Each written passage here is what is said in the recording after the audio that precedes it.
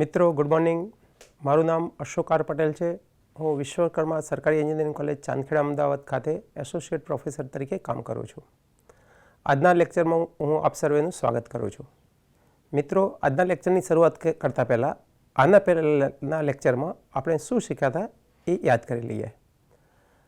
તો આની પહેલાંના લેક્ચરમાં આપણે જે શ્રેણિક આપેલું હોય, શ્રેણિકના આઇગન સદિશો અને આઇગન મૂલ્ય પરથી આપણે એ શ્રેણિકનું ડાયગોનલાઇઝેશન પોસિબલ છે કે નહીં, એનું વિકર્ણીકરણ શક્ય છે કે નહીં, એ પ્રકારના થિયરી અને સાથે સાથે એક્ઝામ્પલ જોયા. આજના લેક્ચરમાં એનો ઉપયોગ કરી આપણે લંબ શ્રેણિકો ઓર્થોગોનલ મેટ્રિક્સ વિશે શીખીશું. તો મિત્રો, આજનો યુનિટ છે 6, જેનું નામ છે મેટ્રાઇસિસ. એનો ટોપિક આજનો છે ઓર્થોગોનલ મેટ્રાઇસિસ, લંબ શ્રેણિકો. અને આજનું લેક્ચર છે 7મું લેક્ચર છે. સૌથી પહેલાં આપણે ઓર્થોગોનલ મેટ્રિક્સ એટલે કે લંબ શ્રેણિકની વ્યાખ્યા આપણે આપીએ.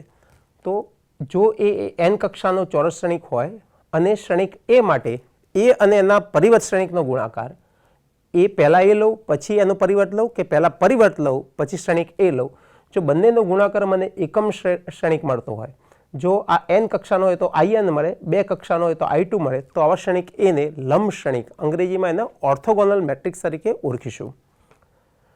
જ્યાં અહીંયા AT એ શ્રેણિક એનો પરિવર્ત શ્રેણિક દર્શાવે છે. તો આપણને જ્યારે આપેલો શ્રેણિક લંબ શ્રેણિક છે કે નહીં નક્કી કરવાનું કહ્યું હોય તો આપણે શું કરવું પડે મિત્રો? તો શ્રેણિક એ પરથી એનો પરિવર્ત શ્રેણિક શોધવો પડે, શ્રેણિક એ અને એના પરિવર્ત શ્રેણિકનો ગુણાકાર કરવો પડે. આ ગુણાકાર એ અનુરૂપ એકમ શ્રેણિક મળવો જોઈએ. જો એ અને એના પરિવર્તનો ગુણાકાર અનુરૂપ એકમ શ્રેણિક મળતો હોય તો આપણે કહી શકીએ કે આપેલ શ્રેણિક એ ઓર્થોગોનલ લંબ શ્રેણિક છે. હવે લંબ શ્રેણિક માટે એ અને એ ના પરિવર્તનો ગુણાકાર એકમ શ્રેણિક થાય. જો બંને બાજુ એ ઇન્વર્સ વડે ગુણું, પ્રી ઓપરેટ કરું, તો શું થશે? મને A inverse into A transpose is equal to A inverse મળશે. શ્રેણિક એ અને એ ઇન્વર્સ એકબીજાના વ્યસ્ત શ્રેણિકો છે જેનો ગુણાકાર એકમ શ્રેણિક થશે. તો i ઇન્ટુ એનો પરિવર્ત શ્રેણિક બરાબર એનો ઇન્વર્સ. હવે કોઈપણ શ્રેણિકને આપણે એકમ શ્રેણિક સાથે ગુણીએ તો શ્રેણિક આપણને એના જ મળે છે. તો AT બરાબર એ ઇન્વર્સ થશે. તો લંબ શ્રેણિક એ માટે એનો ટ્રાન્સપોઝ એ પોતે જ એનો વ્યસ્ત શ્રેણિક થશે. એટલે જ્યારે કોઈપણ શ્રેણિકનો વ્યસ્ત શ્રેણિક શોધવો હોય તો આપણે સૌથી પહેલાં શું કરીએ છીએ? એને જુદી જુદી રીતોનો ઉપયોગ કરી અને એનો ઇન્વર્સ શોધીએ છીએ. જ્યારે લંબ શ્રેણિક માટે એ ઇન્વર્સ શોધવા માટે શોર્ટકટ છે. એ ઇન્વર્સ શોધવા માટે માત્ર શું કરવાનું? આપેલા શ્રેણિકને અનુરૂપ હારને અનુરૂપ સમમાં ફેરવી દઈએ, એટલે કે શ્રેણિકનો આપણે પરિવર્ત શ્રેણિક શોધી કાઢીએ. તો એ ઉપરથી આપણને એકદમ ઓછા સ્ટેપમાં, એકદમ ઓછી ગણતરીમાં આપણને એનો વ્યસ્ત શ્રેણિક મળશે. હવે લંબ શ્રેણિકના ગુણધર્મો લખી લઈએ આપણે. તો પ્રોપર્ટીઝ ઓફ ઓર્થોગોનલ મેટ્રિક્સ. તો લંબ શ્રેણિકના કયા કયા ગુણધર્મો છે એ સમજીએ આપણે. તો જો કેપિટલ એ આપેલ લંબ શ્રેણિક હોય તો સૌથી પહેલાં એનો ઇન્વર્સ એ એનો પરિવર્ત શ્રેણિક પોતે જ હોય. એ ઇન્વર્સ બરાબર AT હોવાથી એ ઇન્વર્સ પોતે પણ લંબ શ્રેણિક થાય, એનો પરિવર્ત પણ પોતે લંબ શ્રેણિક થાય. એટલે 3 શ્રેણિકો એની સાથે સાથે એનો ઇન્વર્સ એટલે કે એનો વ્યસ્ત શ્રેણિક અને એનો પરિવર્ત શ્રેણિક એ પણ એના લંબ શ્રેણિક થશે. શ્રેણિક એના હાર સદિશો અથવા સ્તંભ સદિશો આપણે જે કંઈ મળતા હોય એ પણ લંબ સદિશો જ થશે. શ્રેણિકના નિસ્સાયક આવા લંબ શ્રેણિક આપેલો હોય તો એના નિસ્સાયકનું આપણે મૂલ્ય શોધીએ તો નિસ્સાયકનું મૂલ્ય હંમેશા +1 અથવા -1 મળે છે. તો આ 5 પ્રોપર્ટીએ, આ 5 ગુણધર્મોએ જો શ્રેણિક એ લંબ શ્રેણિક હોય તો એના માટેના ગુણધર્મો છે. આપણે 2 લંબ શ્રેણિક એ અને બી લઈએ, એનો ગુણાકાર શોધીએ, જે નવો શ્રેણિક મળશે એ પણ એક લંબ શ્રેણિક જ મળે. તો વ્યાપક અર્થમાં એવું આપણે કહી શકીએ કે 2 લંબ શ્રેણિકોનો ગુણાકાર પણ લંબ શ્રેણિક જ હોય. હવે લંબ શ્રેણિકો પરથી આપણે ઓર્થોગોનલી સિમિલર મેટ્રાઇસિસ, એકબીજાને લંબ હોય એવા સમાન શ્રેણિકો આપણે વ્યાખ્યાયિત કરીએ. તો ધારો કે એ અને બી 2 n કક્ષાના ચોરસ શ્રેણિકો છે. આ 2 શ્રેણિકો માટે એક નવો શ્રેણિક P આપણને એવો મળે કે જેથી જે P પોતે કેવો શ્રેણિક હોવો જોઈએ? તો P પોતે લંબ શ્રેણિક હોવો જોઈએ. તો એવો લંબ શ્રેણિક P મળે કે જેથી P ઇન્વર્સ એ અને P નો ગુણાકાર કરીએ. 3 શ્રેણિક P એના વ્યસ્ત શ્રેણિક અને શ્રેણિક એનો ગુણાકાર કરીએ તો આપણને શ્રેણિક B મળતો હોય. તો આ શ્રેણિક B ને ઓર્થોગોનલી સિમિલર ટુ A કહેવાય. તો શ્રેણિક એ અને બી માટે જો એક એવું સંબંધ આપણને મળતો હોય, કેવો સંબંધ? તો બી બરાબર પી ઇન્વર્સ એ અને પી થતું હોય તો આપણે કહી શકીએ બી એ ને ઓર્થોગોનલી સિમિલર મેટ્રાઇસિસ છે તેમ કહેવાય. પી એ લંબ શ્રેણિક હોવાથી વ્યાખ્યા મુજબ શું થાય? પી ઇનવર્સ બરાબર પી ટ્રાન્સપોઝ થાય. હવે આ જે પરિણામ આપેલું છે એ પરિણામ આપણે ફરીથી યાદ કરી લઈએ તો બી બરાબર પી ઇનવર્સ એપી થાય. હું પી ઇનવર્સને બદલે પીનો ટ્રાન્સપોઝ લખી શકું તો મને બી માટેનું નવું એક સંબંધ મળશે, બી બરાબર પી ટ્રાન્સપોઝ એ ઇન્ટુ પી. એટલે કે પી ઇનવર્સ એપી શોધવાની જરૂર નથી. હવે પી ઇનવર્સ એપીને બદલે આપણે શું શોધીશું? માત્ર પીનો ટ્રાન્સપોઝ એ અને પી શોધીશું. આ ત્રણનો ગુણાકાર એ ક્ષણિક બી થાય. તો બી અને એ ઓર્થોગોનલી સિમિલર મેટ્રિસીસ કહી શકાય. હવે આના અનુસંધાનમાં એક પ્રમેય છે.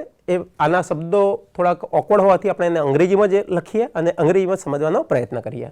Every symmetric matrix is similar to a diagonal with real entries. Symmetric matrix એટલે સમમિત શ્રેણિક થશે.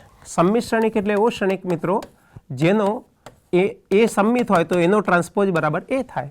હાર અને સ્તંભની અદલા બદલી કરીએ તો મૂળ શ્રેણિક અને એનો પરિવર્ત શ્રેણિક બંને સમાન જ મળે, એક જ મળે. તો એવા શ્રેણિક એને સમમિત શ્રેણિક તરીકે ઓળખવામાં આવે છે. તો every symmetric matrix is orthogonally similar to a diagonal matrix with real entries. તો એના ઘટકો લઈએ, એ ઘટકો વાસ્તવિક સંખ્યા હોય તો આવા સમમિત શ્રેણિક માટે આ પરિણામ સાચું છે. હવે આગળના એક્ઝામ્પલમાં, આગળની થિયરીમાં આપણે લંબ આઇગન સદિશની જરૂર પડશે. એટલે પહેલા લંબ આઇગન સદિશ આપેલા સદિશમાંથી કઈ રીતે શોધી શકાય એક નાના ઉદાહરણ દ્વારા સમજીએ. જો એક સદિશ હું લઉં R3 નો 0, 4, 3, તો આ સદિશનું માન એટલે કે સદિશની લંબાઈ શોધવી હોય તો આપણે શું કરવું પડશે? સ્ક્વેર રૂટમાં દરેક ઘટકોના વર્ગોનો સરવાળો લેવો પડશે. તો જે ઘટકો આપેલા હોય દરેક ઘટકના વર્ગો કરીએ, એનો સરવાળો કરીએ, જે જવાબ આવે એનું વર્ગમૂળ લઈએ તો આપણને સદિશનું માન એટલે કે સદિશની લંબાઈ મળે. તો સદિશની લંબાઈ 0, 4, 3 માટે 0નો વર્ગ વત્તા 4નો વર્ગ વત્તા 3નો વર્ગ, 0 વત્તા 16 વત્તા 9 25 થશે, જેનું વર્ગમૂળ 5 થશે. હવે લંબ આઇગન સદિશ શોધવા માટે શું કરવાનું છે? જે સદિશ આપેલો છે એના દરેક ઘટકને એના માન વડે વિભાજન કરવાનું છે. તો 0 ને 5 વડે ભાગીશું 0, 4 ને 5 વડે ભાગીશું તો 4/5, 3 ને 5 વડે ભાગીશું તો 3/4. આ સદિશ મળશે એ લંબ આઇગન સદિશ થશે, ઓર્થોગોનલ આઇગન વેક્ટર મળશે. હવે બીજી એક વ્યાખ્યા આપણે વ્યાખ્યાયિત કરીએ, ઓર્થોગોનલી ડાયગોનલાઇઝેબલ મેટ્રિક્સ. તો કોઈ પણ શ્રેણિકનું વિકર્ણીકરણ પોસિબલ હોય, શ્રેણિકના ઘટકોને વિકર્ણના સ્વરૂપમાં લખી શકાતા હોય તો એવા શ્રેણિકને ડાયગોનલાઇઝેબલ શ્રેણિક કહીશું. આપણે આની અગાઉના લેક્ચરમાં આપણે શીખેલા છીએ. ઓર્થોગોનલ એટલે લંબ હોય એવા સદિશો, લંબ હોય એવા શ્રેણિકની અહીંયા વાત કરેલી છે. તો આપણે વ્યાખ્યા આપીએ ઓર્થોગોનલી ડાયગોનલાઇઝેબલ મેટ્રિક્સ. તો square matrix A of order n is said to be orthogonally diagonalizable if there exists an orthogonal matrix P. There exists an orthogonal matrix P such that કયા ત્રણ શ્રેણિકની ગુણાકાર એ ડાયગોનલ મેટ્રિક્સ થાય? તો ત્રણ શ્રેણિકમાં P no પરિવર્ત A અને P નો જો આ ગુણાકાર કરું ત્રણ શ્રેણિકનો તો આ ગુણાકાર મને ડાયગોનલ શ્રેણિક મળતો હોય તો શ્રેણિક A ને ઓર્થોગોનલી ડાયગોનલાઇઝેબલ શ્રેણિક તરીકે ઓળખવામાં આવે છે. ફરીથી કોઈપણ શ્રેણિક A ને ઓર્થોગોનલી ડાયગોનલાઇઝેબલ છે કે નહીં એવું નક્કી કરવું હોય તો આપણે શું કરવું પડશે? તો પહેલાં તો એક શ્રેણિક P શોધવો પડશે. P શ્રેણિક કઈ રીતે મળે? P ને આપણે યાદ કરી લઈએ તો આ P ને મોડલ શ્રેણિક તરીકે ઓળખવામાં આવે છે, મોડલ મેટ્રિક્સ તરીકે. મોડલ મેટ્રિક્સ માટે આપેલા શ્રેણિકની આઇગન વેલ્યુ શોધી કાઢવાની થાય.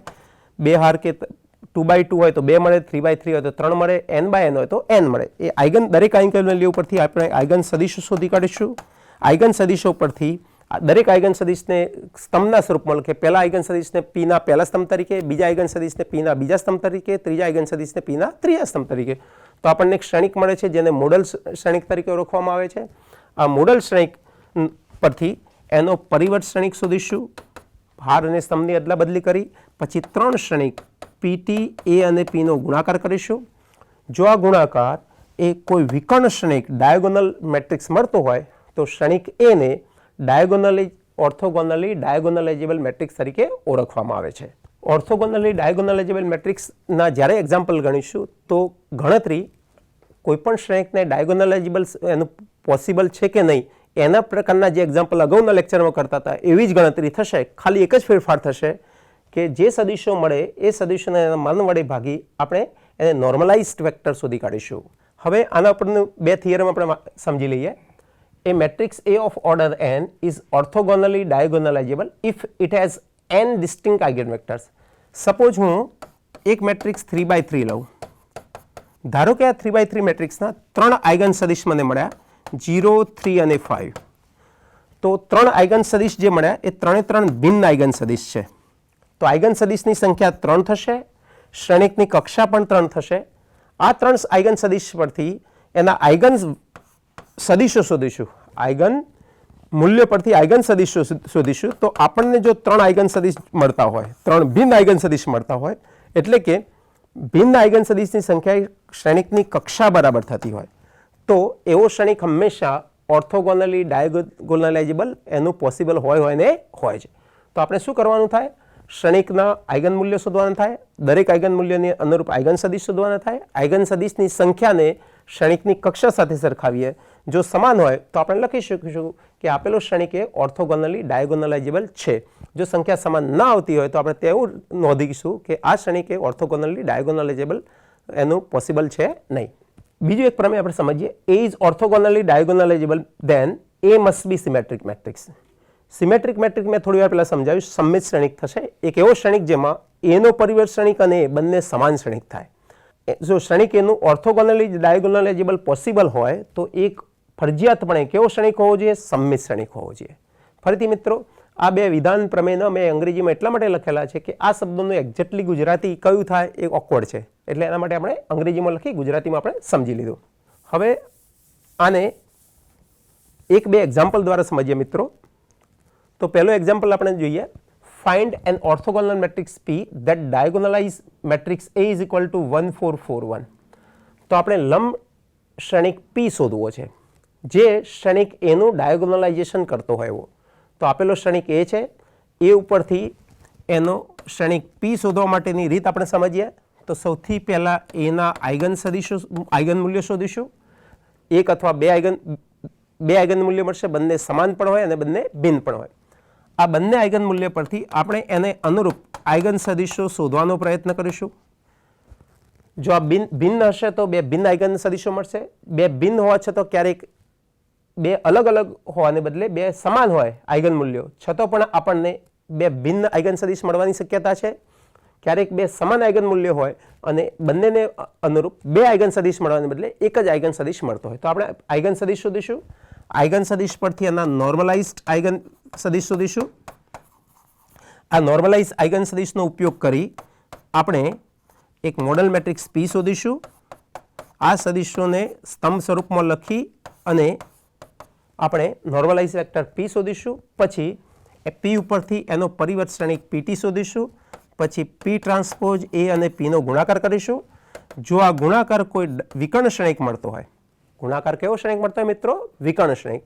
તો કહી શકીએ કે શ્રેણિક એ ઓર્થોગોનલી ડાયગોનલાઇઝેબલ એનું પોસિબલ છે એમ કહી શકાય. અને આ જે શ્રેણિક P મળે એ શ્રેણિકને આપણે ઓર્થોગોનલ મેટ્રિક્સ તરીકે ઓળખીશું. આ P ઓર્થોગોનલ મેટ્રિક્સ છે કે નહીં ચેક કરવા માટે આપણે શું કરીશું? P ટ્રાન્સપોઝ અને P ને સરખાવીશું. P ટ્રાન્સપોઝ અને P બંને સમાન શ્રેણિક હોય તો કહી શકીએ કે P એ ઓર્થોગોનલ મેટ્રિક્સ છે. વ્યાખ્યા મુજબ તો ખરેખર શું થવું જોઈએ? P અને P ટ્રાન્સપોઝનો ગુણાકાર એકમ શ્રેણિક થવો જોઈએ. પણ આમાંથી આપણે એક પ્રોપર્ટી શોધી કાઢી હતી, એક ગુણધર્મ શોધી કાઢ્યો હતો કે P ઇન્ટુ P ટ્રાન્સપોઝ પરથી P ઇન્વર્સ બરાબર આ એક પરિણામ આપણે લખી શકીએ. તો મિત્રો આની ગણતરી કરીએ. આની ગણતરી કરીશું ત્યારે એક મોટો આપણને લાભ થવાનો છે કે આઇગન સદિશો અને આઇગન મૂલ્યો કઈ રીતે શોધતા હતા એ આખા જ કન્સેપ્ટનું, એ આખા જ લેક્ચરનું રિવિઝન થઈ જશે મિત્રો. તો શરૂઆત કરીએ. અહીં શ્રેણિક A તરીકે આપણને આપેલો છે 1 4 4 1. બે હાર અને બે કક્ષાનો શ્રેણિક હોવાથી એનું લાક્ષણિક સમીકરણ થશે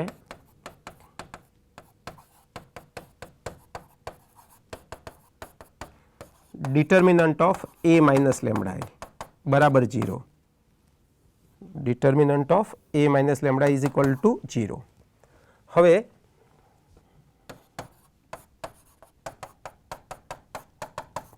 શોર્ટકટનો મિત્રો આપણે ઉપયોગ કરીએ. શોર્ટકટ યાદ કરીએ તો 2/2 માટે શોર્ટકટ આવો લખાય lambda square minus S1 into lambda plus S2 બરાબર 0. S1 શું દર્શાવે છે મિત્રો? S1 એ આપેલા શ્રેણિકનો ટ્રેસ દર્શાવે છે. ટ્રેસનો અર્થ એવું કરીશું એના અગ્રવિકર્ણના ઘટકોનો સરવાળો. અગ્રવિકર્ણના ઘટકોનો સરવાળો. અગ્રવિકર્ણો પર ઘટકો 1 1 છે, એનો સરવાળો કરીશું તો 2 મળશે. તો S1 ની કિંમત આપણને 2 મળી ગઈ. હવે મિત્રો S2 શોધવું છે. S2 એટલે શું થશે? જે શ્રેણિક આપેલો છે એનો ડિટર્મિનન્ટ, તો determinant of A determinant of A શ્રેણિકને નિશ્ચાયકના સ્વરૂપમાં લખીએ અને સાદુરૂપ લખી દઈએ તો 1 - 16 આન્સર મળ્યો -15. તો S2 ની કિંમત -15. S1 અને S2 ફરીથી આ બે કિંમતો આ સમીકરણમાં મૂકી દઈએ તો સમીકરણ થશે λ² - S1 એટલે 2 અને S2 એટલે -15. λ² -2 ઇન્ટુ λ -15 બરાબર 0. તો એનું સમીકરણ મળ્યું. હવે આ સમીકરણ ઉકેલી અને આપણે લેમડાની કિંમત શોધવી છે. તો લેમડાની કિંમત શોધવા માટે આપણે સમીકરણનું સાદુરૂપ લખી દઈએ. સમીકરણ મળ્યું λ² -2λ -15 બરાબર 0. આના અવયવ પાડી દઈએ મિત્રો. તો જો સરવાળો -2 થવો જોઈએ, ગુણાકાર 15 થવો જોઈએ. આવી બે શક્યતાઓ છે આપણી પાસે. તો λ² -5λ + 3λ -15 બરાબર 0. આ બે પદ ભેગા કરીએ, આ બે પદ ભેગા કરીએ. પહેલા બે પદમાંથી લેમડા કોમન લઈએ તો આપણને મળશે λ -5. બાકીના બે પદમાંથી +3 કોમન લઈએ તો આપણને મળશે λ -5 બરાબર 0. ફરીથી બંને પદમાં λ -5 સામાન્ય અવયવ છે, એ બંનેમાંથી કોમન લઈએ તો આપણને λ -5 λ +3 બરાબર 0 મળશે. આનો ઉકેલ શોધીએ તો λ -5 બરાબર 0 અથવા λ +3 બરાબર 0. આના ઉપરથી બે મૂલ્યો મળ્યા, λ બરાબર 5 અથવા λ બરાબર -3. તો ડાયગોનલાઇઝેશન માટેનું પ્રમેય યાદ કરીએ તો બે કક્ષાના શ્રેણિક માટે આપણને આ બે ભિન્ન આઇગન મૂલ્ય મળતા હોવાથી આપેલો શ્રેણિક છે એનું ડાયગોનલાઇઝેશન પોસિબલ થશે જ. બરાબર. હવે આ બે શ્રેણિકને બે મૂલ્યોને અનુરૂપ આપણે એક શ્રેણિક સમીકરણ ઉકેલી અનુરૂપ આઇગન સદિશ x1 અને x2 શોધવા છે. તો આપણે આઇગન સદિશ લખી દઈએ. આપણે એ પહેલાં અહીંયા હું લખી દઈશ કે માટે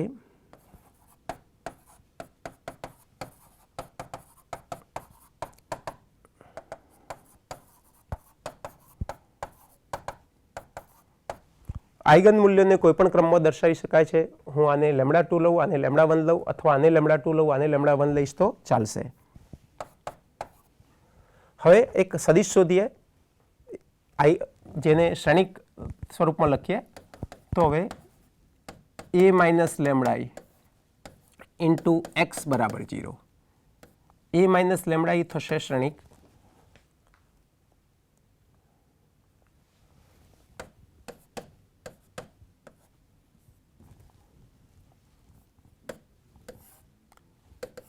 શ્રેણિક એ આપેલો છે, એના વિકર્ણ ઘટકો પર ફેરફાર થશે તો અહીંયા લખું 1 - λ અને x તરીકે ઘટકો લખીએ શ્રેણિકના x1 x2 બરાબર જમણી બાજુમાં શૂન્ય સદિશ 0 0 લઈએ અને નંબર 1 આપી દઈએ. હવે પહેલા આઇગન મૂલ્ય માટે λ બરાબર λ1 બરાબર -3 માટે સમીકરણ 1માં λ બરાબર -3 મૂકી દઈએ તો આ સમીકરણનું સ્વરૂપ થશે લેમડાને બદલે -3 મૂકીએ તો 1 - એટલે પ્લસ થઈ જશે 4 4 4 ફરીથી 4 ઇન્ટુ x1 x2 બરાબર 9 જમણી બાજુમાં શૂન્ય શ્રેણિક છે 0 0. સાદુરૂપાનું લખીશું તો 4 × x1 + 4 × x2 બરાબર 0. ફરીથી 4 × x1 + 4x2 બરાબર 0.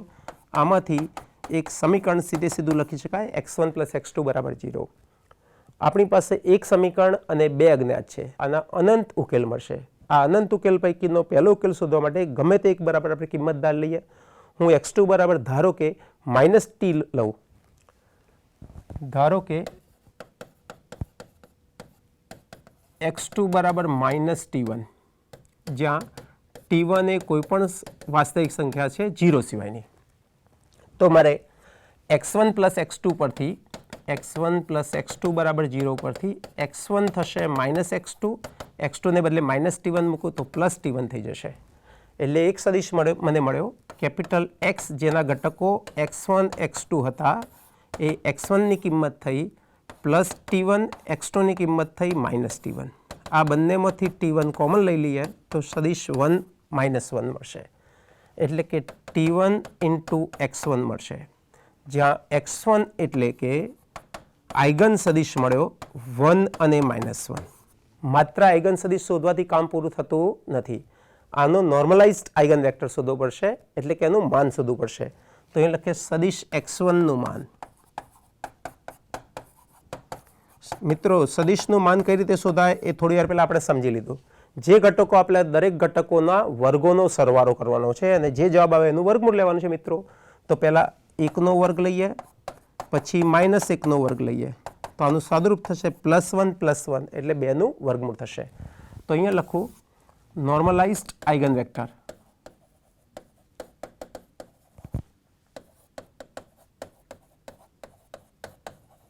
એને આપણે x1 થી જ ઓળખીએ તો x1 બરાબર આ જે ઘટકો છે બંને ઘટકો એને લંબાઈ વડે એના માન વડે ભાગવાના થાય. તો આની લંબાઈ વડે ભાગીશું તો 1/√2 અને -1/√2 મળશે. તો પહેલો સદિશ આપણને x1 મળી ગયો મિત્રો. હવે ફરીથી આ સમીકરણ આપણે યાદ કરીશું. એમાં બીજી આઇગન કિંમત λ = 5 મૂકીશું અને સમીકરણ ઉકેલીશું.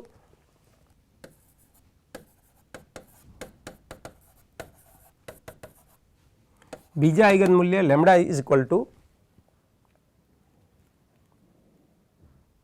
5 માટે ગણતરી કરીએ. λ = 5 માટે સમીકરણ 1 ને આપણે કોપી કરી લઈએ. સમીકરણ 1 આપણે લખી લીધું મિત્રો. λ = 5 મૂકી દઈએ. તો આમાં λ = 5 મૂકતા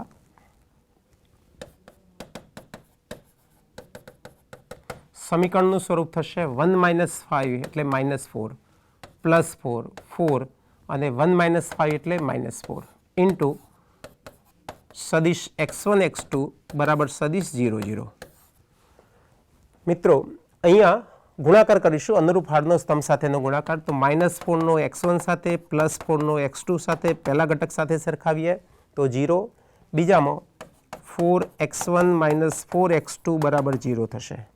આ સમીકરણ પરથી આપણને સમીકરણ મળશે x1 - x2 બરાબર 0. જો મિત્રો આમાંથી 4 કોમન લઉં તો x1 - x2 થશે, આમાંથી 4 કોમન લઉં તો x1 - x2 સમીકરણ થશે. ફરીથી સમીકરણની સંખ્યા 2 છે, જ્યારે એમાં સમાવિષ્ટ અજ્ઞાતની સંખ્યા સમીકરણની સંખ્યા 1 છે, એમાં સમાવિષ્ટ અજ્ઞાતની સંખ્યા 2 છે. તો આના અનંત ઉકેલ મળશે. આ અનંત પૈકીનો કોઈ એક ઉકેલ શોધવો હોય તો આપણે ચોક્કસ કિંમતો મૂકી શોધી શકીએ, પણ આપણે એક અજ્ઞાતના સ્વરૂપમાં શોધીએ. તો અજ્ઞાતના સ્વરૂપમાં શોધવા માટે x2 બરાબર આપણે કિંમત ધારી લઈએ.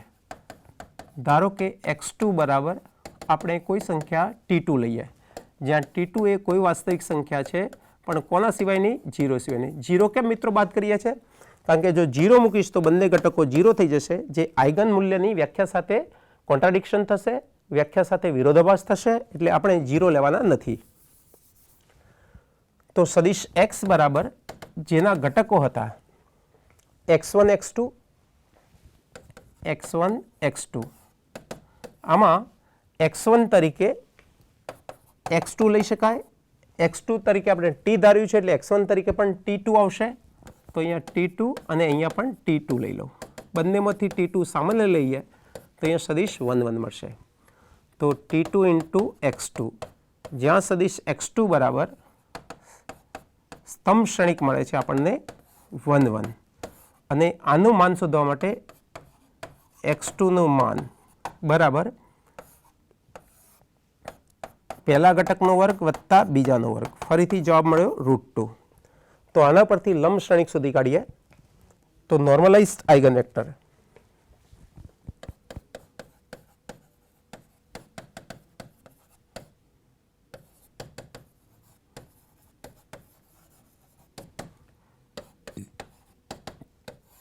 બંને ઘટકો હતા મિત્રો 1 1, એને એના માન વડે વિભાજન કરવાનું છે. બંનેનું માન હતું √2, તો 1/√2, બીજો ઘટક પણ 1/√2 મળે છે. તો આપણે બે નોર્મલાઇઝ વેક્ટર x1 અને x2 શોધ્યા. આ બે નોર્મલાઇઝ વેક્ટરનો ઉપયોગ કરી આપણે મોડલ મેટ્રિક્સ P શોધી કાઢીએ. તો એ લખીએ આપણે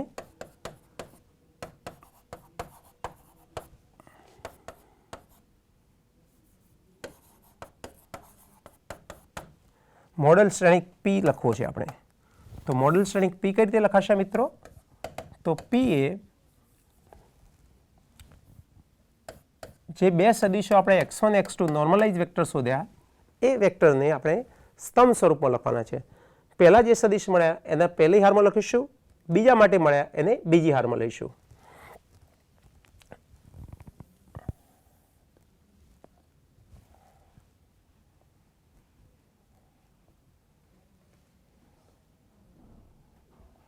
પહેલા સદિશના ઘટકો હતા મિત્રો 1/√2 અને -1/√2. બીજો સદિશ x2 અહીંયા છે 1/√2 1/√2 1/√2 1/√2. તો આમ આપણને એક મોડલ મેટ્રિક્સ P મળી ગયો. હવે મોડલ મેટ્રિક્સ P માટે આપણે શું કરવું પડશે? 3 શ્રેણિકનો ગુણાકાર કરવો પડશે. P ટ્રાન્સપોઝ A અને P નો. આનો ગુણાકાર કોઈ વિકર્ણ શ્રેણિક મળવો જોઈએ અને વિકર્ણ શ્રેણિકના જે ઘટકો હોય એ વિકર્ણ ઉપરના ઘટકો એના આઈગન મૂલ્ય થવા જોઈએ. તો આપણે આ 3 શ્રેણિકનો ગુણાકાર કરી લઈએ મિત્રો. આ લંબ શ્રેણિક થશે P. હવે P ટ્રાન્સપોઝ શોધવા માટે હારને અનુરૂપ સ્તંભમાં ગોઠવીએ. તો અહીંયા લખીએ અનુરૂપ હારને ફેરવતા. આનો મિનિંગ આવો થશે મિત્રો, પહેલી હારના ઘટકોને પહેલા સ્તંભમાં, બીજી હારના ઘટકોને બીજા સ્તંભમાં. તો અહીંયા થશે 1/√2 1/√2 અને -1/√2 1/√2 થશે. બરાબર છે. પણ અહીં આપણે માત્ર રકમમાં જોઈશું તો આપણે શું શોધવાનું છે મિત્રો? માત્ર આપણે ઓર્થોગોનલ મેટ્રિક્સ P શોધવાનો છે. તો ઓર્થોગોનલ મેટ્રિક્સ P શોધવાનો હોવાથી અહીંયા આપણી ગણતરી પૂરી થશે મિત્રો. તો આ શ્રેણિક P થઈ ગયો. તો મિત્રો ફરીથી એક મિનિટ આપણે રિવિઝન કરી લઈએ. આપેલો એક શ્રેણિક હતો 2/2, એનું આઈગન સમીકરણ લખ્યું આપણે. આઈગન સમીકરણ ઉકેલી દીધું તો 2 આઈગન મૂલ્ય મળ્યા. એ 2 આઈગન મૂલ્યના એક પછી એક આઈગન સદિશો શોધી કાઢ્યા. આઈગન સદિશો ઉપરથી આપણે નોર્મલાઇઝ્ડ આઈગન વેક્ટર શોધ્યા. પહેલા માટે, બીજા માટે, એના ઉપરથી એક મોડલ મેટ્રિક્સ શોધી કાઢ્યો. આ મોડલ મેટ્રિક્સ એ આપણો માગેલો લંબ શ્રેણિક છે. તો આ લંબ શ્રેણિક થઈ ગયો મિત્રો. 2/2 નો એક એક્ઝામ્પલ પૂરો થયો. હવે આ જ દિશામાં આપણે એક 3/3 શ્રેણિક માટેની ગણતરી કરીએ. મિત્રો આપણે પહેલો એક્ઝામ્પલ 2/2 માટે ગણતરી કરી. હવે એક એક્ઝામ્પલ 3/3 માટે ગણતરી કરીએ. તો આની રકમ છે find N orthogonal matrix P that diagonalize the matrix A is equal to 1 0 0 0 1 0 1 0 1 1. તો આ 3/3 મેટ્રિક્સ આપેલો છે. એના માટે આપણે એક ડાયોગોનલ મેટ્રિક્સ શોધવો છે. પણ એ ડાયોગોનલ મેટ્રિક્સ માટે શું થવું જોઈએ? મેટ્રિક્સ ઓર્થોગોનલી ડાયોગોનલાઇઝેબલ હોવો જોઈએ. એના માટે આપણે શું કરીશું? સૌથી પહેલાં તો એક વર્કિંગ મેથડ સમજી લઈએ. વર્કિંગ મેથડમાં શું કરીશું આપણે? સૌથી પહેલાં આ જે શ્રેણિક આપેલો છે એના ઉપરથી determinant of A minus lambda I એટલે એનું આઈગન સમીકરણ ઉકેલીશું. આઈગન સમીકરણ ઉકેલી એના જુદા જુદા અથવા તો સમાન મળે અથવા કોઈ પણ પ્રકારના હોય એવા આઈગન મૂલ્યો શોધીશું. આ દરેક આઈગન મૂલ્ય માટે આઈગન સદિશો x1 x2 x3 શોધીશું. જો 3 આઈગન મૂલ્યો માટે 3 આઈગન સદિશ x1 x2 x3 જો આ 3 ભિન્ન હશે તો આ 3 પણ ભિન્ન હશે જ. જો આ 3 પૈકી 2 સમાન હશે તો આ 2 ધારો કે છેલ્લા 2 સમાન હોય આઈગન મૂલ્ય λ2 અને λ3 તો λ2 અને λ3 માટે એવી શક્યતા છે કે આ સમાન હોવા છતાં એના માટે ભિન્ન આઈગન સદિશ x2 અને x3 મળે. ક્યારેક એવી શક્યતા છે કે λ2 અને λ3 બંને સમાન હોય છતાં પણ બંને માટે એક જ આઈગન સદિશ આપણને x2 મળે. જો આના માટે 3 ભિન્ન આઈગન સદિશ મળતા હશે તો જ આનું ઓર્થોગોનલી ડાયોગોનલાઇઝેશન પોસિબલ થશે. જો એના માટે 2 જ આઈગન સદિશ મળશે તો એનું ઓર્થોગોનલી ડાયોગોનલાઇઝેશન પોસિબલ થશે નહીં. આ પૂરું થયા પછી આપણે શું કરીશું કે જે સદિશ મળે આઈગન સદિશ એનું માન શોધી કાઢીશું. એટલે એનું માન શોધીશું. એ માન કઈ રીતે શોધાય આપણે શીખેલા જ છીએ. ધારો કે એના 3 ઘટકો x1 x2 x3 હોય તો x1 ના square plus x2 square plus x3 square કરી એનું વર્ગમૂળ લઈશું તો સદિશનું માન મળે, સદિશની લંબાઈ મળશે. આમાં જે ઘટકો મળે x1 ના એ x1 ના જે ઘટકો ધારો કે x1 x2 x3 છે આ એને દરેકને એના માન વડે ડિવાઈડ કરીશું. ધારો કે માનને હું મૂળ આ રીતે દર્શાવું તો એના માન વડે ડિવાઈડ કરીશું કેપિટલ x1 વડે તો આપણને નોર્મલાઇઝ્ડ એટલે લંબ એકમ લંબ સદિશ મળશે. એનો કેવો સદિશ મળશે? લંબ અને સદિશ મળશે. તો આના ઉપરથી આપણે 3 સદિશો x1, x2, x3 માટે એના લંબ એક સદિશો શોધી કાઢીશું. આ લંબ સદિશો પરથી એક મેટ્રિક્સ P શોધીશું. એને આપણે સામાન્ય રીતે મોડલ મેટ્રિક્સ તરીકે ઓળખવામાં આવે છે. મોડલ મેટ્રિક્સ મળી જાય પછી એનો પરિવર્ત શ્રેણિક P ટ્રાન્સપોઝ શોધીશું. P ટ્રાન્સપોઝનો મેટ્રિક્સ A અને P સાથે ગુણાકાર કરીએ. જો આ ગુણાકાર આપણને એક શ્રેણિક મળે, કેવો શ્રેણિક? તો વિકર્ણ શ્રેણિક, જેમાં વિકર્ણો પરના ઘટકો એના આઇગન મૂલ્ય હોય. વિકર્ણ પરના ઘટકો એના આઇગન મૂલ્ય λ1, λ2, λ3 થાય. તો કહી શકીએ કે આ શ્રેણિકે કયું શ્રેણિક? આપેલું શ્રેણિક P એ મેટ્રિક્સને કયા સ્વરૂપમાં કન્વર્ટ કરે છે? ડાયાગોનલ સ્વરૂપમાં કન્વર્ટ કરે છે. ઓર્થોગોનલનો અર્થ એવું કરીશું કે આના જે બધા ઘટકો મળશે x1ના, એવા જ બીજા સદિશ x2ના ઘટકો મળશે. એના અનુરૂપ ઘટકોનો ગુણાકાર પછી સરવાળો કરી દઈએ તો એ ગુણાકાર પછી સરવાળો કેટલો થશે? 0 થશે. આ એક્ઝામ્પલ ગણીશું ત્યારે હું ડિટેલમાં આપને સમજાવીશ. અત્યારે શરૂઆત આપણે કરીએ કે એનું લાક્ષણિક સમીકરણ લઈ અને લાક્ષણિક સમીકરણ શોધી એના આઇગન મૂલ્ય શોધી કાઢીએ મિત્રો. તો શરૂઆત કરીએ મિત્રો. સૌથી પહેલા આપણે લખીએ કે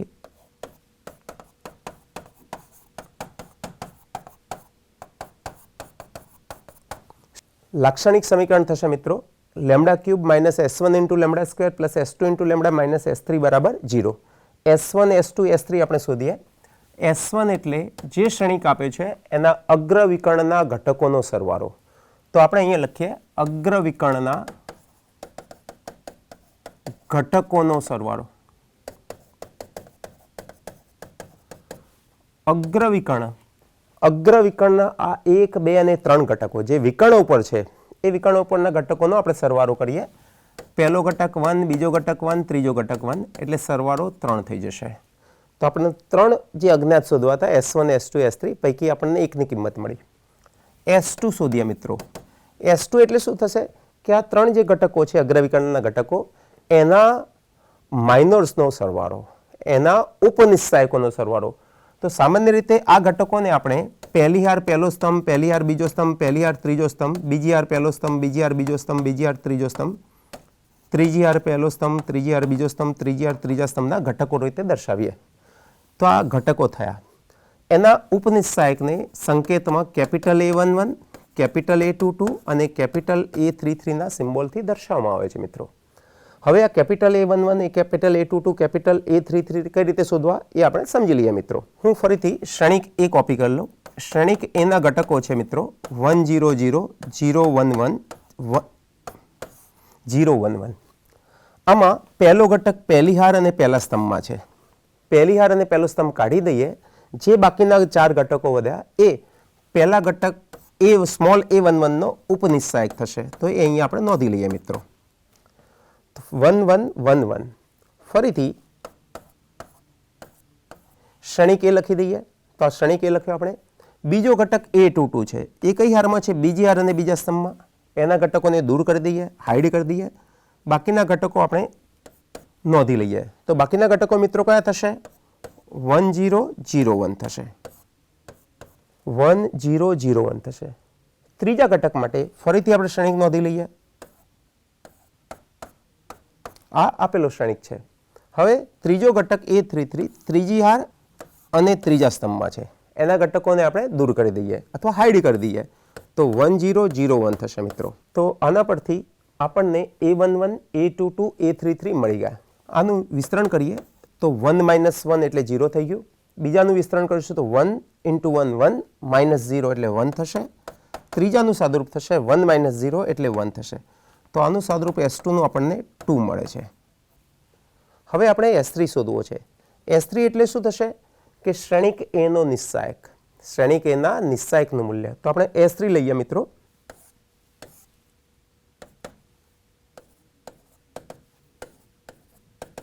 S3 એટલે શ્રેણિક A નો નિશ્ચાયક થશે. એનું મૂલ્ય આપણે શોધી કાઢીએ મિત્રો. 1 આ બંનેનો ગુણાકાર માઇનસ આ બંનેનો ગુણાકાર 0 થઈ જશે.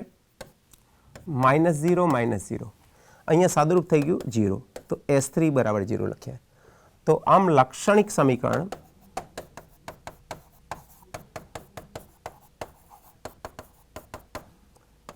Lambda cube minus S1 into lambda square plus S2 into lambda minus S3 બરાબર 0.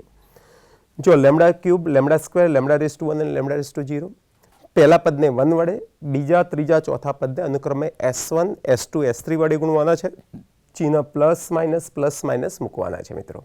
તો આ લાક્ષણિક સમીકરણ થઈ ગયું. પહેલા પદમાં કોઈ ફેરફાર નથી, લેમડા ક્યુબ લખી દઈએ. S1 ની કિંમત આપણે S1 શું હતું? અગ્રવિકર્ણના ઘટકોનો સરવાળો.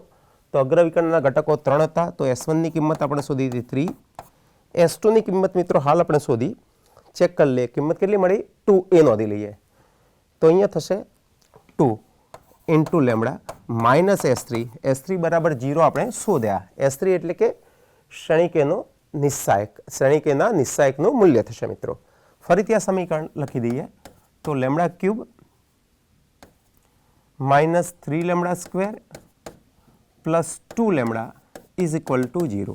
આ સમીકરણને ઉકેલી લેમડાની આપણે 3 કિંમતો શોધી છે. સરળતા રહે એ માટે દરેકમાંથી એક લેમડા કોમન લઈ લઈએ મિત્રો. તો લેમડા કોમન લઈશું તો સમીકરણ થશે lambda square minus 3 lambda plus 2 બરાબર 0 થશે. એટલે કે લેમડા બરાબર 0 અથવા સમીકરણ lambda square minus 3 lambda plus 2 બરાબર 0 થશે મિત્રો. ફરીથી આનું સાદુરૂપ આપીએ તો લેમડા બરાબર 0 અથવા લેમડા બરાબર, આના હવે બે ભાગ કરીએ કે ગુણાકાર 1 ગુણ્યા 2 એટલે કે 2 થાય અને એનો સરવાળો -3 થાય. આ પોસિબલ છે. -1 અને -2 લઈએ તો આનો સરવાળો 3 થઈ જશે અને આ બંનેનો ગુણાકાર -1 ઇન્ટુ -2 પ્લસ 2 થઈ જશે મિત્રો. તો આના માટે લખીશ અહીંયા lambda square -2 lambda minus lambda plus 2 બરાબર 0. આનું ફરીથી સાદુરૂપ લખીએ મિત્રો તો લેમડા બરાબર 0 અથવા આ બંને પદમાંથી કોમન લેમડા લઈશું તો અહીંયા લેમડા -2 રહેશે. આ બંનેમાંથી કોમન -1 લઈશું તો lambda into lambda -2 -1 into lambda -2 બરાબર 0. એટલે કે લેમડા બરાબર 0 અથવા લેમડા -2 કોમન લઈ લઈએ મિત્રો તો લેમડા -1 બરાબર 0. આ પરથી લેમડા બરાબર 0 અથવા લેમડા -2 બરાબર 0 અથવા લેમડા -1 બરાબર 0 થશે. એટલે લેમડાની કિંમતો 3 મળી ગઈ, 0, 1 અને 2. જો લેમડાની 3 કિંમતો મળી. આ 3 કિંમતો કેવી છે મિત્રો? ભિન્ન કિંમતો છે. અને આપેલો જે શ્રેણિક હતો એની કક્ષા પણ 3 હતી. તો ડાયગોનલાઇઝેશન માટેના વિકર્ણીકરણ માટેના એક પ્રમેય મુજબ કોઈપણ શ્રેણિકનું વિકર્ણીકરણ ત્યારે જ શક્ય હોય જ્યારે એમાં ભિન્ન આઇગન મૂલ્યોની સંખ્યા અને શ્રેણિકની કક્ષા કેવી હોય? સમાન હોય. તો આમાં 3 ભિન્ન આઇગન સદિશો છે અને શ્રેણિકની કક્ષા પણ 3 છે. એટલે આનું વિકર્ણીકરણ શક્ય બનશે, આનું ડાયગોનલાઇઝેશન પોસિબલ હશે મિત્રો. હવે આ 3 0, 1 અને 2 આઇગન મૂલ્યોનો ઉપયોગ કરી આપણે અનુરૂપ આઇગન સદિશો શોધી કાઢીએ મિત્રો. તો અહીં આપણે નોંધી લઈએ આમ આઇગન મૂલ્યો પહેલાને લેમડા 1 દ્વારા દર્શાવીએ, બીજાને લેમડા 2 દ્વારા અને ત્રીજાને લેમડા 3 દ્વારા દર્શાવીએ.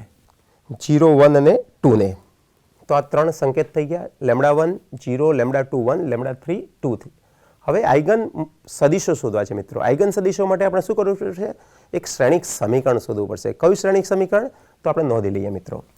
હવે શ્રેણિક a minus lambda i into x બરાબર 0.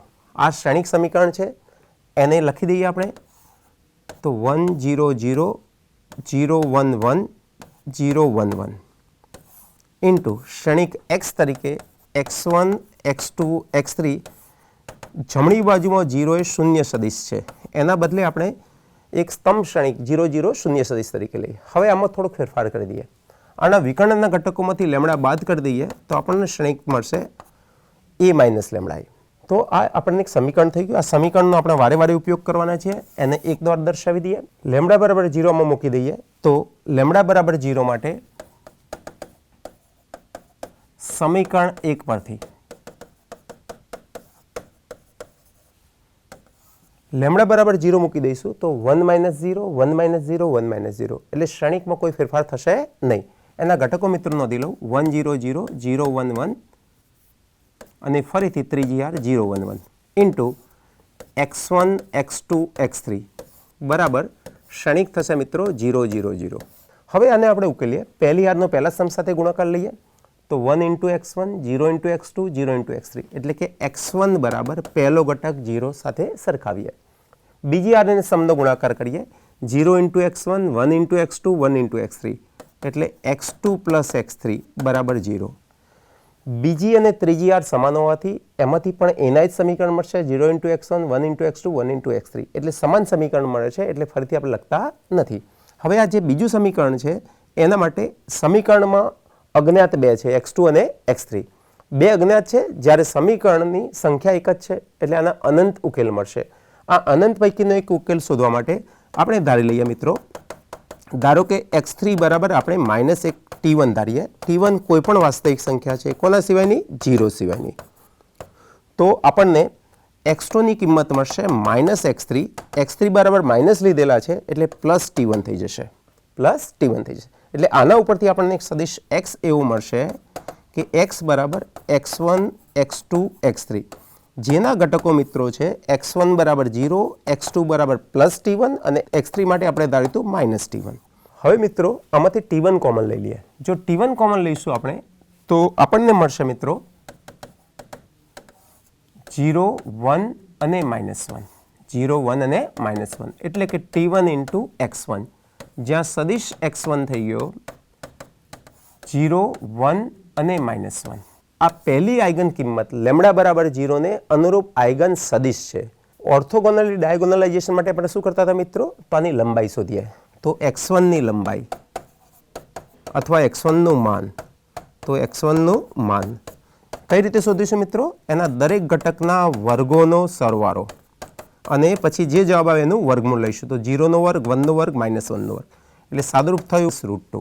હવે આ દરેક ઘટકોને √2 વડે ભાગી દઈએ તો આપણને નોર્મલાઇઝ્ડ વેક્ટર મળશે, એકમ સદિશ મળશે. નોર્મલાઇઝ્ડ વેક્ટર કયો વેક્ટર મિત્રો? x1. તો પહેલા ઘટકને 0/√2, 1/√2 અને 1/√2 પણ ત્રીજા ઘટકનું ચિહ્ન આવશે માઇનસ. તો 0, 1/√2, -1/√2. તો પહેલા લેમ્ડા બરાબર 0 ને અનુરૂપ આપણે સદિશ નોર્મલાઇઝ્ડ વેક્ટર x1 મળ્યો. હવે લેમ્ડા બરાબર બીજી કિંમત કઈ છે મિત્રો? લેમ્ડા બરાબર 1 ને અનુરૂપ આપણે આવો બીજો સદિશ x2 શોધવાનો પ્રયત્ન કરીએ. તો લેમ્ડા બરાબર 1 માટે સમીકરણ 1 પરથી આપણું આ સમીકરણ 1 છે. સમીકરણ 1 માં લેમ્ડા બરાબર આપણે કિંમત 1 મૂકી દઈએ તો આપણને એ થશે 1 - 1 0. તો પહેલી હારનો પહેલો ઘટક જે શૂન્યતર હતો એના બદલે લેમ્ડા બરાબર 1 મૂકવાથી કેટલો થઈ ગયો? 0 થઈ ગયો. બીજી હાર તરફ આવીએ 0, 1 - 1 0. ત્રીજો ઘટક 1 એમના એમ. ત્રીજી હાર તરફ આવીએ મિત્રો 0, 1, 1 - 1 એટલે 0 ઇન્ટુ x1, x2, x3 બરાબર સદિશ જમણી બાજુ 0, 0, 0, 0. હવે આનો ગુણાકાર કરીએ તો પહેલી હારનો 0 × x1, 0 × x2, 0 × x3 બરાબર 0 લખવાની કોઈ જરૂરિયાત રહેતી નથી.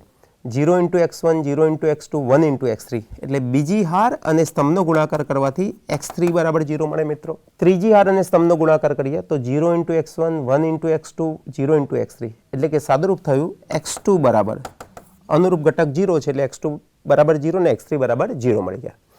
ત્રણ અજ્ઞાત છે x1, x2, x3. એ પૈકી બે અજ્ઞાતની કિંમત આપણને 0 મળે છે પણ આમાં ત્રીજો અજ્ઞાત x1 એબ્સન્ટ છે એટલે આપણે x1 ની કોઈ પણ કિંમત લઈ શકીએ. ધારો કે આપણે ધારીએ કે x1 બરાબર t2 જ્યાં t2 એ કોઈ પણ 0 સિવાયની કોઈ પણ વાસ્તવિક સંખ્યા છે. તો આ ત્રણ કિંમતો પરથી આપણને બીજો સદિશ x2 મળશે એટલે આપણે શોધી કાઢીએ x બરાબર ઘટકો શ્રેણિકના થશે x1, x2, x3.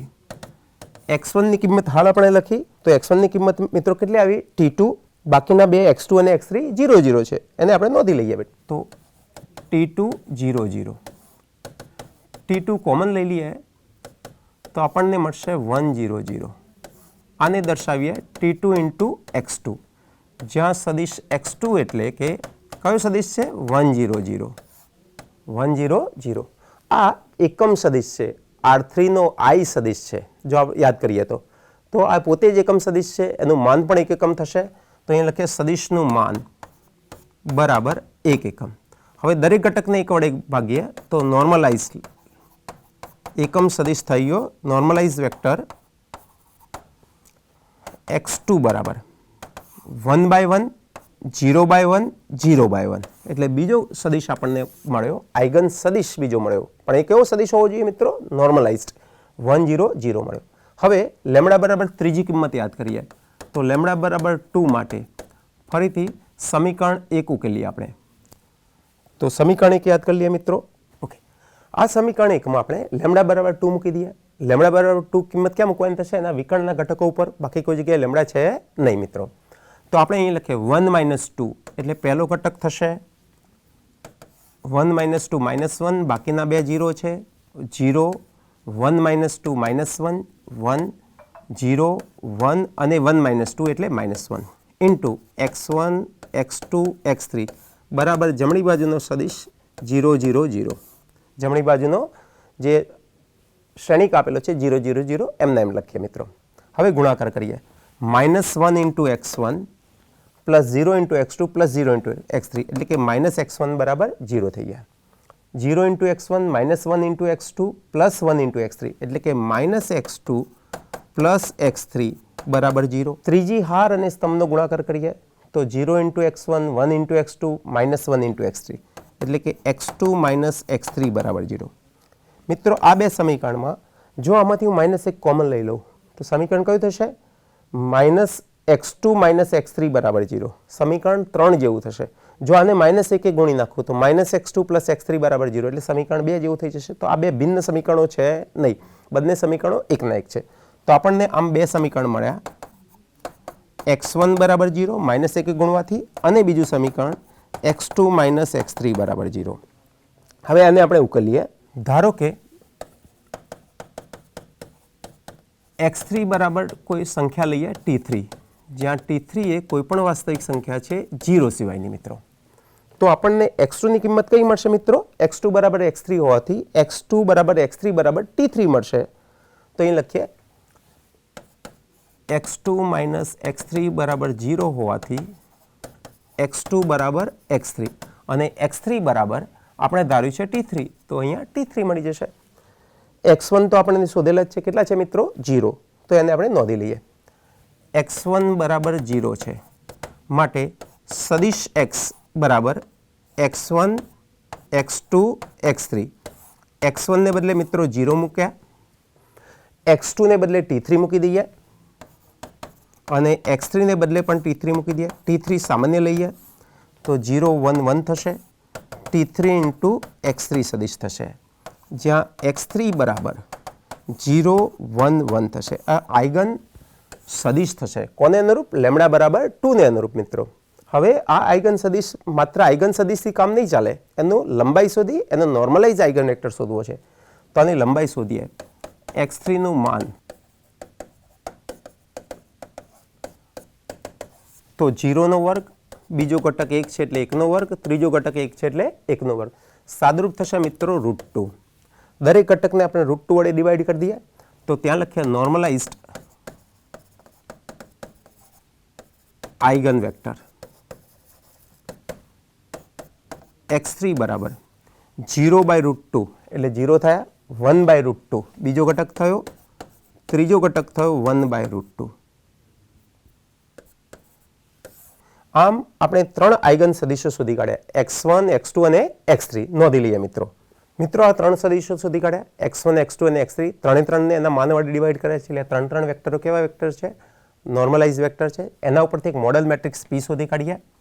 તો અહીંયા લખીએ આપણે મોડલ મેટ્રિક્સ P બરાબર. મોડલ મેટ્રિક્સ આપણે કઈ રીતે શોધીએ છીએ મિત્રો? તો જે આઇગન સદિશો શોધ્યા હોય નોર્મલાઇઝ્ડ, એના ઘટકોને અનુરૂપ સ્તંભના સ્વરૂપમાં x1 ના ઘટકોને પહેલા સ્તંભમાં લખીએ, x2 ના ઘટકોને બીજા સ્તંભમાં, x3 ના ઘટકોને ત્રીજા સ્તંભમાં. તો અહીંયા શરૂઆત કરીએ x1 થી 0 1/√2 -1/√2. તો x1 ના ઘટકોને પહેલા સ્તંભમાં લખ્યા, x2 ના ઘટકોને બીજા સ્તંભમાં લખીએ 1 0 0, x3 ના ઘટકોને ત્રીજા સ્તંભમાં લખીએ 0 1/√2 1/√2. હવે મિત્રો અહીંયા ધ્યાન આપીએ, જો આ x1 અને x2 પહેલી હારમાં x1 બીજી હારમાં x2 આ બંને ઘટકોનો જો ડોટ પ્રોડક્ટ શોધીએ, અદિશ ગુણાકાર શોધીએ તો 0 × 1 0 પ્લસ 1/√2 × 0 એટલે 0 થશે, માઇનસ 1/√2 × 0 તો x1 અને x2 ની ડોટ પ્રોડક્ટ 0 મળી. એટલે કહી શકીએ કે x1 ને x2 પરસ્પર લંબ સદિશો છે. આ જ રીતે x2 અને x3 ની ડોટ પ્રોડક્ટ શોધીશું તો પણ 0 આવશે. એટલે x2 અને x3 પણ પરસ્પર લંબ છે. x1 અને x3 ની અનુરૂપ ઘટકોની ડોટ પ્રોડક્ટ શોધીશું, x1 અને x3 નો પણ ગુણાકાર 0 થશે. એટલે કે ત્રણે ત્રણ મ્યુચ્યુઅલી ઓર્થોગોનલ વેક્ટર્સ છે. તો આ ત્રણ પીના જે સ્તંભ ઘટકો છે એ સ્તંભ ઘટકો પરસ્પર લંબ સદિશો છે. હવે મિત્રો આના પરથી આપણે આ જે શ્રેણિક મળ્યો એ શ્રેણિક કયો જરૂરિયાત મુજબનો લંબ શ્રેણિક થશે. બરાબર. હવે આના પરથી આ ત્રણ શ્રેણિકોના પણ ગુણાકાર કરી અને એક શ્રેણિક આપણે શોધવો છે કે એ જે શ્રેણિકનો ગુણાકાર કયો શ્રેણિક થાય તો વિકર્ણ શ્રેણિક થવો જોઈએ. કયા ત્રણ શ્રેણિકનો ગુણાકાર? P ટ્રાન્સપોઝ A અને P નો ગુણાકાર ડાયગોનલ શ્રેણિક D થવો જોઈએ મિત્રો. તો આના માટે આપણે લખીએ થવું જોઈએ. તો આપણે શરૂઆત કરીએ P transpose A × P. P transpose એટલે કયો શ્રેણિક મિત્રો? આ શ્રેણિક P ના અનુરૂપ હારને અનુરૂપ સ્તંભો ગોઠવીએ તો જે શ્રેણિક મળશે એનો પરિવર્ત શ્રેણિક, જેને આપણે સંકેતમાં P ટ્રાન્સપોઝ દ્વારા દર્શાવીએ છીએ. P ના ઉપર સિમ્બોલ T મૂકી દઈએ. હવે આપણે P ટ્રાન્સપોઝ માટે પહેલી હારને પહેલા સ્તંભમાં ગોઠવીએ, બીજી હારને બીજા સ્તંભમાં, ત્રીજી હારને ત્રીજા સ્તંભમાં, ત્રીજી હારને ત્રીજા સ્તંભમાં ગોઠવી દઈએ મિત્રો.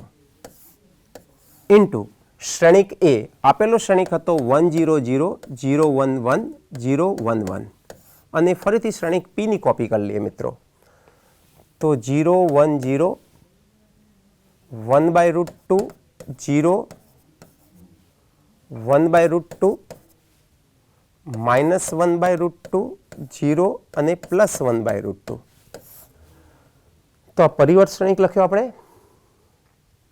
અહીંયા શ્રેણિક A આપેલો તો એ લખ્યો અને આ શ્રેણિકનો પહેલા આ બે શ્રેણિકનો ગુણાકાર કરું. જે જવાબ આ શ્રેણિક સાથે ગુણાકાર કરીશ તો આ જે ગુણાકાર આવશે એના ઉપરથી એક શ્રેણિક આપણે નોંધી લઈએ, જે તમારે જાતે કરવાનો છે. આ ત્રીજો શ્રેણિક એમના એમ આપણે કોપી કરી લઈએ મિત્રો. હવે ફરીથી આનો ગુણાકાર કરશો તો આ ગુણાકાર આવો આવશે મિત્રો. તમે ચેક કરશો ને મિત્રો તો ગુણાકાર એનો આવો આવશે, જેથી તમને એક મહાવરો પણ થશે. હવે આપણે આપેલા જે શ્રેણિક પરથી જે આઈગન મૂલ્ય શોધ્યા એની સાથે જો આપણે સરખાવીશું મિત્રો તો શું આપણને એક અગત્યની વસ્તુ જાણવા મળશે. આ પહેલી કિંમત એ બીજું કશું નથી પણ પહેલો આઈગન મૂલ્ય છે λ1. બીજી હાર તરફ જઈએ તો બીજી હારનો બીજો ઘટક જે છે 1 એ બીજું આઈગન મૂલ્ય છે. ત્રીજી હારનો ત્રીજો ઘટક એ ત્રીજી આઈગન કિંમત છે. તો આમાં શ્રેણિક એ વિકર્ણ શ્રેણિક છે. સાથે સાથે વિકર્ણ શ્રેણિક પરના ઘટકો એ કયા ઘટકો છે મિત્રો? તો આઈગન મૂલ્યો છે. આપેલા શ્રેણિકના જે આઈગન મૂલ્યો શોધ્યા એ આઈગન મૂલ્યો છે. આમ આપેલા શ્રેણિક પરથી શ્રેણિક P શોધી એ ત્રણ શ્રેણિકોનો ગુણાકાર કર્યો તો આપણને એક ડાયગોનલ શ્રેણિક મળ્યો. માટે આપણે કહી શકીએ કે આ મૂળ શ્રેણિક એ કેવો શ્રેણિક છે? તો એ શ્રેણિક એ ઓર્થોગોનલી ડાયગોનલાઇઝેબલ શ્રેણિક છે. ફરીથી આપણે 1 મિનિટ માટે રિવિઝન કરી લઈએ મિત્રો. તો આપણે શું કર્યું? શરૂઆત ક્યાંથી કરી મિત્રો? સૌથી પહેલા આપેલા શ્રેણિક માટે એક લાક્ષણિક સમીકરણ લખી દીધું, λ³ - s1 λ² plus s2 × λ minus s3 બરાબર 0. s1 s2 s3 શોધી કાઢ્યા. એના ઉપરથી આ સમીકરણના અવયવ પાડી લેમડાની કિંમતો શોધી કાઢી. લેમડાની કિંમતો ઉપરથી આપણે ફરીથી શ્રેણિક સમીકરણ શોધ્યું. શ્રેણિક સમીકરણ પરથી લેમડા બરાબર 0 મૂકી પહેલો આઈગન સદિશ શોધ્યો, એને x1 દ્વારા દર્શાવ્યો, એનું માન શોધી કાઢ્યું, નોર્મલાઇઝ્ડ વેક્ટર શોધ્યો. બીજી કિંમત માટે ફરીથી આપણે આઈગન સદિશ શોધી કાઢ્યો, એને x2 નામ આપ્યું. એકમ સદિશ હોવાથી એના ઘટકોને ડિવાઈડ કરવાથી કોઈ ફેર થતો નથી. ત્રીજી કિંમત માટે ફરીથી આપણે આઈગન સદિશ શોધી કાઢ્યો, એને નોર્મલાઇઝ્ડ ફોર્મમાં ગોઠવી દીધો. આ ત્રણ જે x1 x2 x3 આપણને મળ્યા એના ઉપરથી એક આપણે મોડેલ મેટ્રિક્સ P શોધ્યો. મોડેલ મેટ્રિક્સ આપણે કઈ રીતે શોધ્યો? તો આ ઘટકોને અનુરૂપ સ્તંભમાં લખી દીધા એટલે આપણને મોડેલ મેટ્રિક્સ મળ્યો. એનો પરિવર્ત શ્રેણિક લીધો, ત્રણ શ્રેણિકોનો ગુણાકાર કર્યો. ત્રણ શ્રેણિકનો ગુણાકાર કરશો તો આવું શ્રેણિક મળશે જેના ઘટકો એ આઈગન મૂલ્ય છે. એટલે કે આ વિકર્ણ શ્રેણિક થઈ ગયો. આઈગન મૂલ્ય એ એના વિકર્ણોના ઘટકો હોય એવો શ્રેણિક. તો કહી શકીએ કે આપેલો શ્રેણિક એ ઓર્થોગોનલી ડાયગોનલાઇઝેબલ શ્રેણિક છે અને આ એ લંબ શ્રેણિક થઈ જશે. હવે મિત્રો આ ત્રણ એક્ઝામ્પલ પરથી આપણે એક બે સ્વાધ્યાયના એક્ઝામ્પલ જોઈ લઈએ. જે સ્વાધ્યાયના એક્ઝામ્પલ આપણે ગણીશું તો આખી રીતનો આપણને સારી રીતે મહાવરો સારી રીતે પ્રેક્ટિસ થઈ જશે મિત્રો. પહેલો શ્રેણિક એ આપેલો છે. આ શ્રેણિક માટે આપણે જો એનું આઇગન સમીકરણ ઉકેલીએ, એનું લાક્ષણિક સમીકરણ સોલ્વ કરીએ તો આપણને 3 કિંમતો મળશે, લેમ્ડા 2, 3 અને 6. આ 3 કિંમતો ભિન્ન હોવાથી આ શ્રેણિકને ડાયગોનલાઇઝેશન ફોર્મમાં ગોઠવી શકાશે. પહેલાને અનુરૂપ પહેલો આઇગન સદિશ, બીજાને અનુરૂપ બીજો, ત્રીજાને અનુરૂપ ત્રીજો, 3 ભિન્ન આઇગન સદિશો મળશે. એટલે એનું ઓર્થોગોનલી ડાયગોનલાઇઝેશન પણ પોસિબલ થશે મિત્રો. તો આના ઉપરથી આપણે આ શ્રેણિક પરથી મોડેલ મેટ્રિક્સ P શોધી શકીશું. બીજું એક્ઝામ્પલ જોઈએ મિત્રો. તો આ શ્રેણિકમાં જો આ બે ઘટકો સમાન ઘટકો છે, આ બે ઘટકો પણ સમાન છે, આ બે ઘટકો પણ સમાન છે. એટલે કે A1 પહેલી હાર બીજો સ્તંભ અને બીજી હાર પહેલો સ્તંભ એના ઘટકો સમાન છે. પહેલી હાર ત્રીજો સ્તંભ -2, ત્રીજી હાર પહેલો સ્તંભ ઘટક પણ -2. તો આ બે ઘટકોની અદલાબદલી કરું તો પણ મને ઘટક એના એ જ મળે છે. તો આવા શ્રેણિકને આપણે સમમિત શ્રેણિક, અંગ્રેજીમાં એને સિમેટ્રિક મેટ્રિક કહે છે. અને ઘટકો વાસ્તવિક સંખ્યા હોવાથી એને રિયલ સિમેટ્રિક મેટ્રિક કહે છે. તો રિયલ સિમેટ્રિક મેટ્રિક્સ છે, વાસ્તવિક સંખ્યાઓ સાથેનો સમમિત શ્રેણિક છે. તો આના માટે આઇગન મૂલ્યો થશે 3, 6 અને 9 થશે. ફરીથી આ 3 આઇગન મૂલ્ય ભિન્ન હોવાથી આ આપેલા શ્રેણિક એનું ડાયગોનલાઇઝેશન પોસિબલ થશે. પહેલાને અનુરૂપ પહેલો આઇગન સદિશ x1 શોધીએ, પછી એને નોર્મલાઇઝ ફોર્મમાં ગોઠવીએ. બીજાને અનુરૂપ બીજો આઇગન સદિશ x2 શોધીએ, એને નોર્મલાઇઝ ફોર્મમાં ગોઠવીએ. ત્રીજાને અનુરૂપ ત્રીજો આઇગન સદિશ શોધીએ, એને નોર્મલાઇઝ સ્વરૂપમાં ગોઠવીએ. તો આ 3 સદિશો પરથી આપણને એક મોડેલ મેટ્રિક્સ P મળશે. મોડેલ મેટ્રિક્સ P થશે એ જરૂરી મેટ્રિક્સ થઈ જશે. આપણે 3 શ્રેણિકોનો ગુણાકાર P ટ્રાન્સપોઝ A અને P શોધીશું. આ અનુરૂપ શ્રેણિકો આપણે લખી દઈએ. પહેલા બીજાનો ગુણાકાર કરીએ, જે આવશે એને ત્રીજા સાથે ગુણાકાર કરીએ, અથવા તમે બીજા ત્રીજાનો ગુણાકાર કરો, પહેલા સાથે કરો. છેલ્લે જે જવાબ આવશે એકના એક જ જવાબ આવશે, કોઈ ફેરફાર થશે નહીં. હવે આ બે જે શ્રેણિક મળ્યા એનો ગુણાકાર કરીએ તો આપણને 3 0 0 0 6 0 0 0 9 સ્વરૂપનો એક વિકર્ણ શ્રેણિક મળશે. એટલે એને આપણે D લખી દઈએ મિત્રો. તો આ માટે જો આવું મળતું હોય તો આપણે કહી શકીએ કે આ શ્રેણિક A જે આપણને આપેલો છે એ શ્રેણિક એ ઓર્થોગોનલી ડાયગોનલાઇઝેબલ શ્રેણિક છે મિત્રો. તો આ સ્વાધ્યાયના બે એક્ઝામ્પલ માટે આપણે રેડીમેડ આઇગન મૂલ્યો પણ આપી દીધેલા છે. આઇગન સદિશો કઈ રીતે શોધાય એ આપણે એક્ઝામ્પલ વર્ડ્સ પણ શીખ્યા અને હાલ પણ મેં આપને સમજાવી દીધું. એના ઉપરથી મેટ્રિક્સ P કઈ રીતે શોધો એ પણ સમજાવી દીધું. આ 3 ગુણાકાર કરી દેશો એટલે D મળશે. એટલે કે આખી ગણતરીમાં ફક્ત તમારે અમુક સ્ટેપ જ લખવાના છે મિત્રો. એટલે સ્ટેપ તમે આરામથી લખી શકશો. તો આ સાથે આપણે ઓર્થોગોનલી ડાયગોનલાઇઝેબલનો ટોપિક અહીંયા પૂરો કરીએ મિત્રો. આમ આ યુનિટ 6ના મેટ્રિસીસ ચેપ્ટરમાં આપણે 7 લેક્ચર પૂરા કર્યા. યાદ કરી લઈએ આપણે કયા લેક્ચરમાં આપણે શું શીખ્યા. તો પહેલા લેક્ચરમાં શરૂઆત મેટ્રિક્સના રિવિઝનથી કરી હતી. જે ધોરણ તમે 12 ધોરણ સુધી શીખેલા છો એનું આપણે રિવિઝન કર્યું. જુદી જુદી વ્યાખ્યાઓ વ્યાખ્યાયિત કરી. વ્યાખ્યાઓની સાથે સાથે અમુક પ્રમેય આપણે જોઈ લીધા. દ્વિહાર નિશ્ચાયક, ત્રિહાર નિશ્ચાયકનું વિસ્તરણ કઈ રીતે થાય એ શીખી લીધું. એના પરથી શ્રેણિક માટે બે અગત્યના REF અને RREF એટલે હાર એસિલોન પદ્ધતિ અને હાર સંક્ષેપન એસિલોન પદ્ધતિ પહેલા લેક્ચરમાં શીખ્યા. બીજા લેક્ચરમાં આપણે મિત્રો શ્રેણિક પરથી ઇન્વર્સ હાર સંક્ષેપન એસિલોન પદ્ધતિથી કઈ રીતે શોધાય એ આપણે શીખ્યા. એ તમે ધોરણ 12માં પણ શીખી ગયેલા છો મિત્રો. હવે ત્રીજામાં આપણે શ્રેણિકનો ઉપયોગ કરી શ્રેણિક સમીકરણો કઈ રીતે ઉકેલવા, આપેલા 3 કે 3 કરતાં વધારે સમીકરણોને આપણે કઈ રીતે ઉકેલવા એ શીખ્યા આપણે. સાથે સાથે ત્યાં આપણે રિવિઝન પણ કર્યું હતું. સમીકરણનો ઉકેલ શોધવા માટે પણ આપણે યાદ કરી લઈએ શ્રેણિકનો ક્રમ, રેન્ક ઓફ એ મેટ્રિક્સનો આપણે ઉપયોગ કર્યો હતો.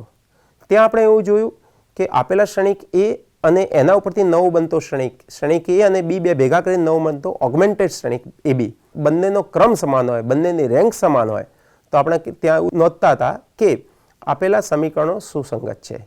જ્યારે જ્યારે ક્રમ અસમાન હોય, રેન્ક અસમાન હોય ત્યારે આપણે એવું નોંધતા હતા કે આ સમીકરણો સુસંગત નથી. એટલે કે આવી જે સમીકરણની સંહતિ આપેલી હોય, સિસ્ટમ આપેલી એનો ઉકેલ મળે નહીં. પછી આપણે એનો એક ઉકેલ અથવા અનંત ઉકેલ એ શીખ્યા. એના પછીના લેક્ચરમાં આપણે આઇગન મૂલ્યો અને આઇગન સદિશો આપણે કઈ રીતે શોધાય એ શીખ્યા. આઇગન મૂલ્યો, આઇગન સદિશ પછી આપણે એક કેલી હેમિલ્ટન થિયરમનો ઉપયોગ કર્યો અને કેલી હેમિલ્ટન થિયરમનો ઉપયોગ કરી સાથે સાથે પદાવલી સ્વરૂપમાં શ્રેણિકનું સમીકરણ આપેલું હોય તો શ્રેણિકના સમીકરણને 5 ઘાત હોય તો 3 ઘાતમાં, 10 ઘાત હોય તો 5 ઘાતમાં કઈ રીતે કન્વર્ટ કરવા એ પ્રકારના આપણે એક્ઝામ્પલ જોયા. અમુક ચોક્કસ શ્રેણિક માટે એની 10 ઘાત, એની 12 ઘાત, એની 11 ઘાતના શ્રેણિકોનું કઈ રીતે મળે એ પણ આપણે શીખી લીધું. છઠ્ઠા લેક્ચરમાં આપણે શું કર્યું મિત્રો? તો આપેલા શ્રેણિકનું ડાયગોનલાઇઝેશન, શ્રેણિકને ડાયગોનલ સ્વરૂપમાં કઈ રીતે રૂપાંતરિત કરી શકાય એ શીખ્યા મિત્રો. અને એના માટે આપણે ઉપયોગ શેનો કર્યો? તો 2 પ્રમેયનો ઉપયોગ કર્યો. એ 2 પ્રમેય પણ શેના ઉપર આધારિત હતા? તો આઇગન મૂલ્યો અને આઇગન સદિશ પરથી. શ્રેણિક ડાયગોનલ સ્વરૂપના શ્રેણિકને જો ડી દ્વારા દર્શાવે તો ડી કઈ રીતે આપણને મળતો હતો મિત્રો? તો પી નો ઇન્વર્સ એ અને પી 3 શ્રેણિકનો ગુણાકાર કરવાથી એ વિકર્ણ શ્રેણિકમાં પુનરાવર્તિત થતો હોય તો ત્યાં આપણે કહી શકીએ કે આપેલો શ્રેણિક એ ડાયગોનલ સ્વરૂપમાં ગોઠવી શકાય, એનું વિકર્ણીકરણ શક્ય છે તેમ કહી શકાય. છેલ્લા લેક્ચરમાં આપણે ઓર્થોગોનલી ડાયગોનલાઇઝેશન કઈ રીતે પોસિબલ છે એ શીખ્યા આપણે. પહેલાં તો આપણે વ્યાખ્યાયિત કર્યું કે આપેલા શ્રેણિકને ઓર્થોગોનલ શ્રેણિક ક્યારે કહેવાય, તો એ આપણે વ્યાખ્યાથી સમજ્યા. પછી એના થોડાક ગુણધર્મો જોયા આપણે. ગુણધર્મોનો ઉપયોગ કરી આપણે પી ઇન્વર્સને બદલે પીટી આપણે નોંધી લીધું કે પી ઇન્વર્સ અને પીટી ઓર્થોગોનલ શ્રેણિક માટે સમાન જ હોય. એટલે પી ઇન્વર્સ શોધવાને બદલે આપણે છેલ્લે ડાયગોનલ સ્વરૂપમાં કન્વર્ટ કરવા માટે જે અગાઉ પી ઇન્વર્સ એપી લેતા હતા એના બદલે આપણે પી ટ્રાન્સપોઝ એ અને પી લઈ અને 3 શ્રેણિકોનો ગુણાકાર કરી અને એ ડાયગોનલ સ્વરૂપમાં કન્વર્ટ થતો હતો એ આપણે નોંધી લીધું મિત્રો. આમ અહીંયા હું ચેપ્ટર પૂરું કરું છું. આપ સર્વેનો ખૂબ ખૂબ આભાર. Thank you.